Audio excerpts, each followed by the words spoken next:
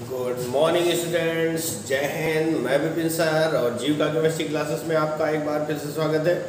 Hello students, आप पढ़ रहे हैं क्लास 11 चैप्टर नंबर 2, ठीक है ना। Class 11 chapter number 2 atomic structure, परमाणु संरचना का पार्ट बी पढ़ रहे हैं, आधुनिक विचार, जिसमें अभी तक आपने पढ़ लिया है क्वांटम संख्याएं और क्वांटम संख्याओं से रिलेटेड क्वेश्चंस।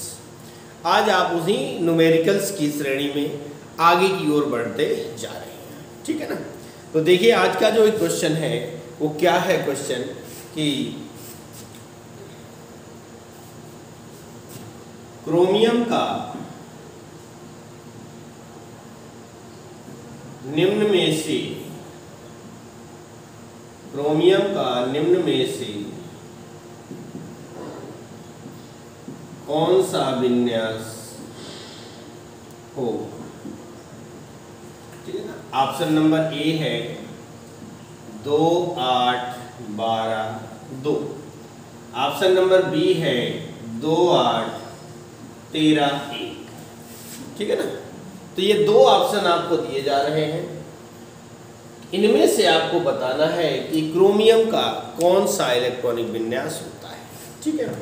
तो देखिएगा क्रोमियम का परमाणु क्रमांक 24 होता है।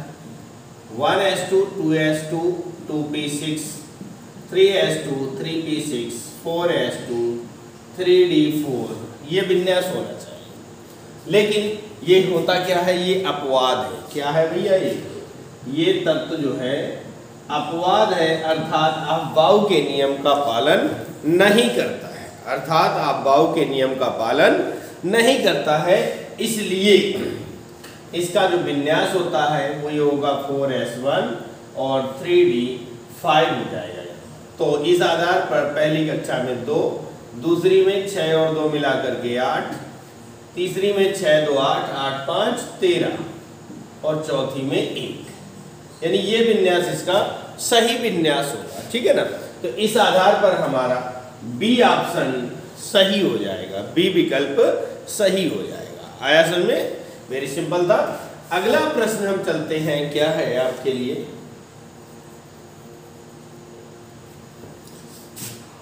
क्लोरीन का विन्यास आयतों में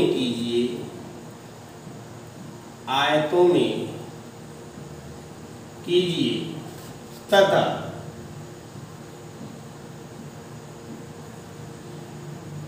अयुग्मित इलेक्ट्रॉनों की संख्या भी बताइए। ये हमारा प्रश्न है कि क्लोरीन का विन्यास आयतों में कीजिए तथा अयुग्मित इलेक्ट्रॉनों की संख्या भी। तो देखिए क्लोरीन का परमाणु क्रमांक 17 होता है। विन्यास करेंगे 1s2 2s2 2p6 3s2 3p5। आयतों में करना है तो 1s यानी कि s में 1 कक्षक बनता है, इलेक्ट्रॉन है आपके पास 2। इसी तरह 2s है, s में 1 कक्षक बनती है लेकिन इलेक्ट्रॉन आपके पास कितने हैं, 2। फिर आता है 2p, आपको पता है p में कितने कक्षक बनते हैं, 3, ये 2p हो गया और इलेक्ट्रॉन हमने भर दिए 2 3 4 5 6। फिर इसके बाद 3s आता है 1 2। अब 3p में फिर से वही काम होगा, 3p और इलेक्ट्रॉन है 1 2 3 4 एंड 5। अब इसमें हम देखेंगे अयुग्मित इलेक्ट्रॉन। क्या देखेंगे, अयुग्मित इलेक्ट्रॉन बराबर कितने हो जाएंगे, अयुग्म का मतलब जिसका जोड़ा ना बने, अयुग्म का मतलब जिसका जोड़ा ना बने उसी को कहते हैं अयुग्मित इलेक्ट्रॉन। तो देखिए यहाँ से यहाँ तक ये सब जोड़ों के रूप में है, केवल एक इलेक्ट्रॉन ऐसा है जिसका जोड़ा नहीं बना है, तो इसके लिए अयुग्मित इलेक्ट्रॉनों की संख्या 1 हो जाएगी, ठीक है ना। कितनी हो जाएगी, 1 हो जाएगी। अब ये आपका हो गया होगा, तो हम इसको साफ कर देते हैं और अगले प्रश्न के लिए चलते हैं।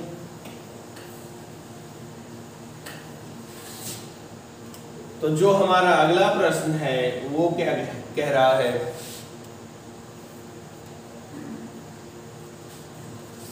परमाणु क्रमांक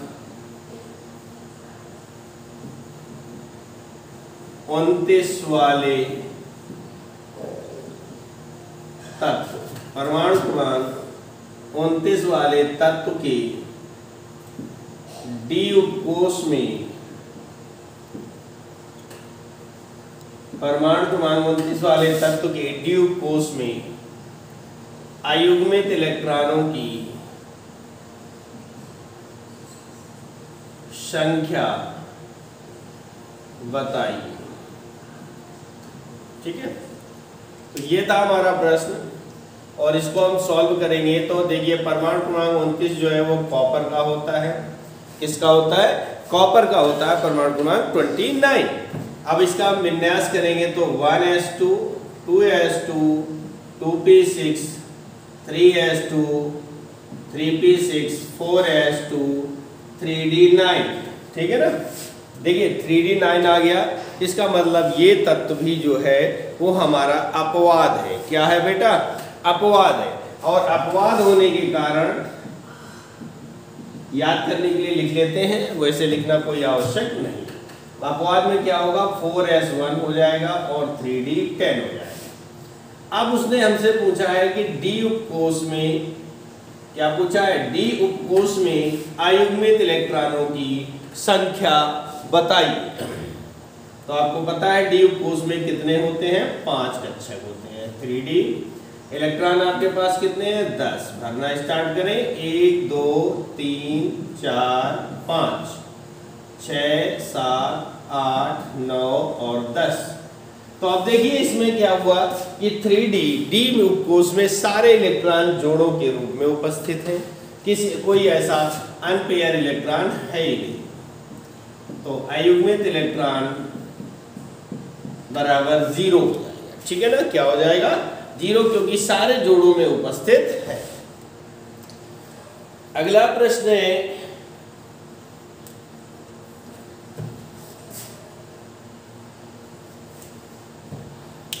ये इसको हम साफ करते हैं जरा। और प्रश्न है हमारा, निम्नलिखित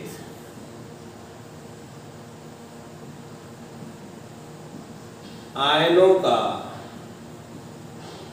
विन्यास कीजिए। ठीक है, निम्नलिखित आयनों का विन्यास कीजिए। प्रश्न है Li+, Na+, Mg++,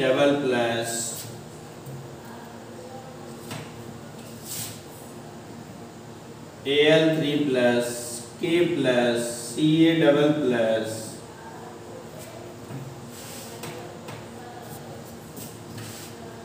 F-, Cl-, S-,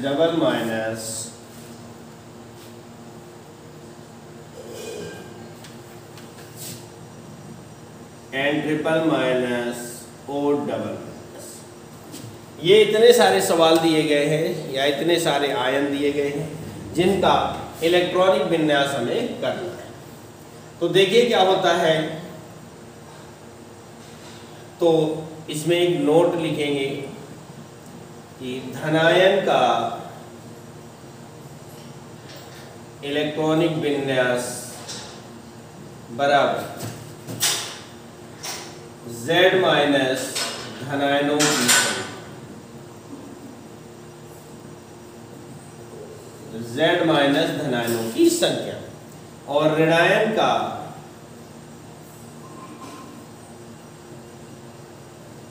electronic विन्यास बराबर Z+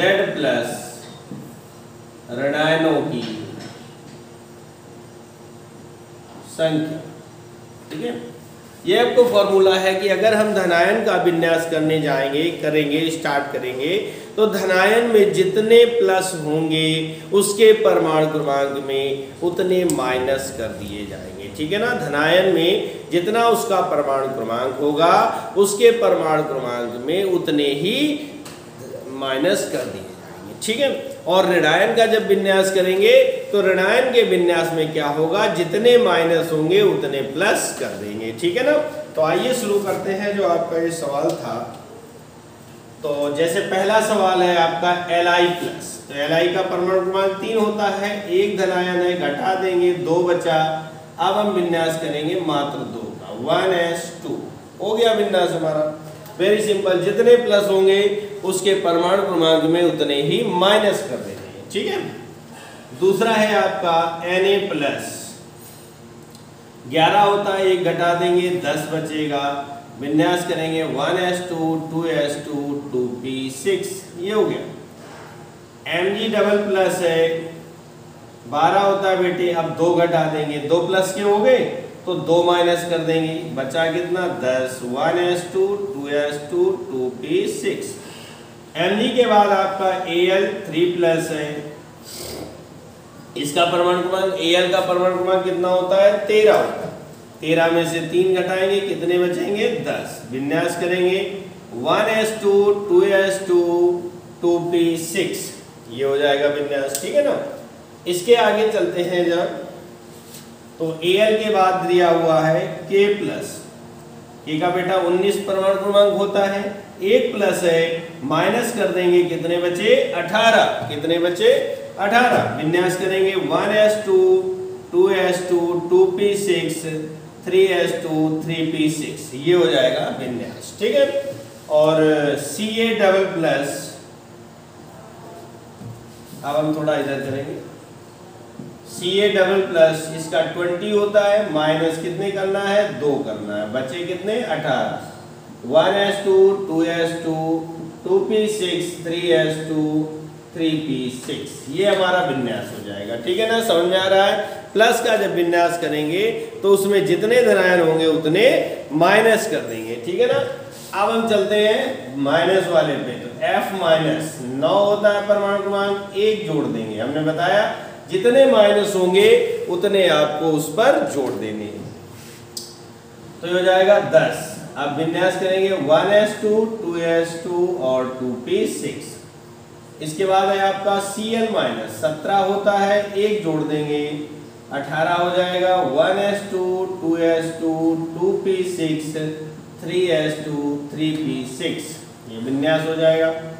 S डबल माइनस है, परमाणु क्रमांक 16 होता है, इसमें से कितने जोड़ेंगे 2 जोड़ देंगे, तो ये हो जाएगा 18। अब विन्यास करेंगे 18 का,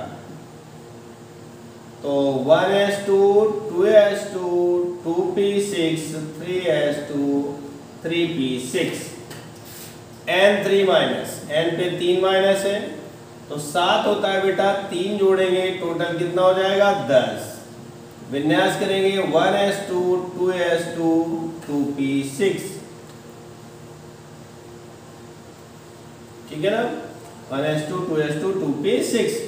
और आपका O लास्ट बचता, O में से कितना परमाणु क्रमांक होता है 2, जोड़ देंगे 10 हो जाएगा, विन्यास करेंगे 1s2 2s2 2p6। इस तरह से हमारा ये विन्यास हो जाएगा परमाणु क्रमांक का, आयनों का विन्यास हो जाएगा। ये बस याद रखना है कि धनायन में आपको माइनस करना है और ऋणायन में आपको प्लस करना है, ठीक है। और कितने माइनस करना है कितने प्लस करना है, जितने धनायन हो उतने प्लस, जितने ऋणायन हो उतने माइनस।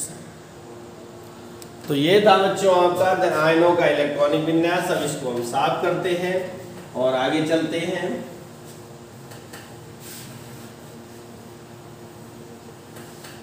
अगला टॉपिक आपका क्या है, तो अगला टॉपिक है आपका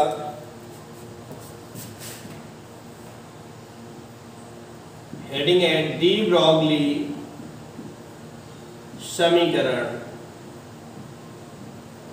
अथवा इसी को कहते हैं इलेक्ट्रॉन की द्वैती प्रकृति।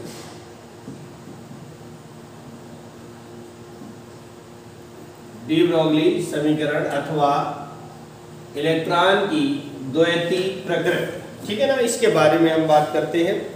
तो क्या होता है इलेक्ट्रॉन की द्वैती प्रकृति और अथवा डी ब्रोगली समीकरण, ठीक है ना।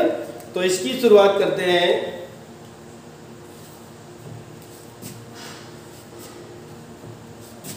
सन 1924 में डी ब्रोगली ने सन 1924 में डी ब्रोगली ने इलेक्ट्रॉन की द्वैती प्रकृति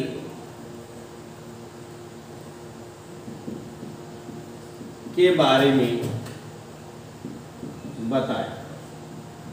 सन 1924 में डी ब्रोगली ने इलेक्ट्रॉन की द्वैती प्रकृति के बारे में बताया कि क्या होती है इलेक्ट्रॉन की द्वैती प्रकृति, ठीक है ना। क्या इन्होंने बताया कि इनके अनुसार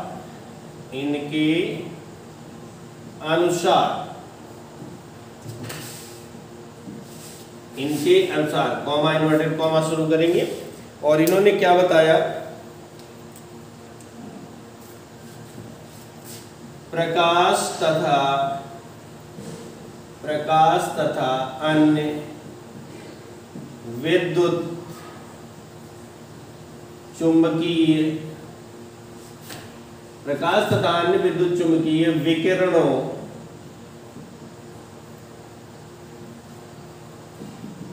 की भांति इलेक्ट्रॉन भी कण तथा तरंग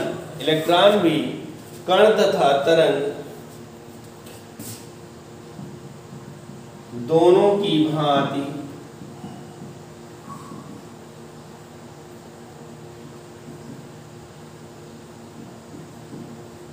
व्यवहार करता है। इन्वर्टेड कॉमा क्लोज कर देंगे। सन 1924 में डी ब्रोगली ने यह बताया कि इलेक्ट्रॉन की द्वैती प्रकृति होती है और उसके अंतर्गत इन्होंने क्या बताया कि प्रकाश और अन्य विद्युत चुंबकीय विकिरणों की भांति, यानी प्रकाश और अन्य विद्युत चुंबकीय विकिरण जो होते हैं वो भी दोहरे गुण दिखाते हैं, उसी प्रकार इलेक्ट्रॉन भी कण और तरंग दोनों की भांति व्यवहार करता है। क्या होता है कण, क्या होता है, देखिए कण को या सपोज दैट आप यहाँ पर खड़े हैं और एक बॉल लेते हैं, क्या लेते हैं, बॉल, और उसको ऊपर की ओर जंप करते हैं, फेंकते हैं, थ्रो करते हैं, तो ये बॉल ऐसे जाएगी और ऐसे गिरेगी, ठीक है ना। ये जो चलने का मार्ग होता है ये कण का होता है, किसका होता है, कण का।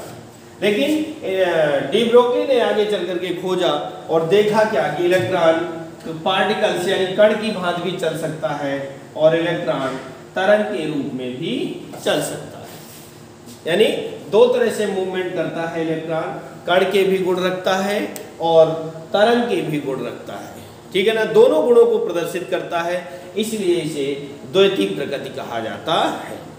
तो इनका नियम बनता है कि प्रकाश तथा अन्य विद्युत चुंबकीय विकिरणों की भांति इलेक्ट्रॉन भी कण तथा तरंग दोनों की भांति व्यवहार करता है। आया समझ में, इलेक्ट्रॉन कण तथा तरंग दोनों की भांति व्यवहार करता है। अब इनका समीकरण देखते हैं क्या है भैया। लिख सकते हैं समीकरण की उत्पत्ति,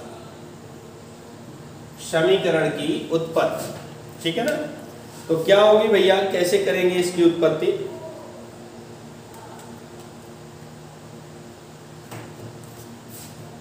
यदि m द्रव्यमान का कोई कण v वेग से गतिमान है तो उसकी तरंग दैर्ध्य लैम्डा होगी, ठीक है ना। माना कोई m द्रव्यमान का कण है जो v वेग से गतिमान है, माना कोई m द्रव्यमान का कण है और वो v वेग से गतिमान है, तो उसकी जो तरंग दैर्ध्य होगी वो लैम्डा हो जाएगी। क्या होगी भैया, लैम्डा हो जाएगी। क्लियर हुआ। अब आगे हम चलते हैं प्लांक के क्वांटम सिद्धांत के अनुसार। प्लांक के क्वांटम सिद्धांत के अनुसार अगर हम देखते हैं तो E बराबर एच न्यू, समीकरण फिक्स, E बराबर एच न्यू। अब हम लिखेंगे आइंस्टीन के अनुसार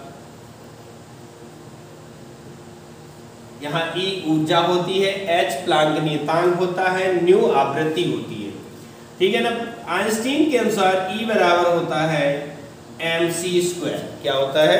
ये आइंस्टीन का समीकरण है, ऊर्जा समीकरण है, और इसी की खोज के बाद विज्ञान की सारी खोजें संभव हो पाई, तो E बराबर mc², ठीक है ना। ये हमारा बना इक्वेशन नंबर सेकंड। अब समीकरण फर्स्ट व सेकंड, तो ये हो जाएगा mc² बराबर एच न्यू, mc इंटू सी, स्क्वायर को हमने खोल दिया, स्क्वायर को हमने खोल दिया तो बराबर हो गया एच न्यू। आई बात समझ में? अब हम थोड़ा सा इधर करेंगे, बट आप लोग जो है इसके नीचे ही चलते जाएंगे, ठीक है ना। आप लोग जो है इसके नीचे ही चलते जाएंगे। तो mc इक्वल टू एक सी, mc को एक साथ ले लिया और इस c को हम पक्षांतर कर रहे हैं, तो h इंटू न्यू अपॉन सी, चूंकि लैम्डा बराबर होता है c अपॉन न्यू, क्योंकि लैम्डा बराबर होता है c अपॉन न्यू, ठीक है ना। तो अगर हमें न्यू अपॉन c करना है तो ये उल्टा हो जाएगा, तो mc equal to h into 1 upon lambda, ठीक है ना। mc क्योंकि ये ऊपर है, c अपॉन न्यू की जगह पर है न्यू अपॉन c, तो ये हो जाएगा 1 अपॉन लैम्डा, ठीक है ना। अब mc इक्वल टू ये हो जाएगा h अपॉन लैम्डा, क्या हो जाएगा? h अपॉन लैम्डा हो जाएगा। तो लैम्डा बराबर पक्षांतर करें तो ये इधर हो जाएगा h अपॉन mc, या फिर लैम्डा बराबर h अपॉन p। ये समीकरण होता है। ऐसा क्यों हुआ? क्योंकि p equal to mc, p क्या होता है? संवेग होता है, जो कि द्रव्यमान गुणे प्रकाश की चाल पर निर्भर करता है।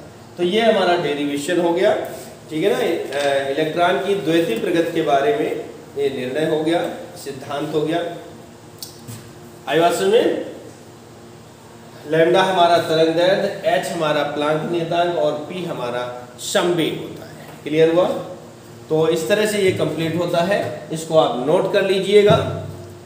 और आज के इस पार्ट में इतना ही, इसके आगे का पार्ट जो भी होगा वो आपको अगले वीडियो में मिल जाएगा। ओके, थैंक यू, जय हिंद।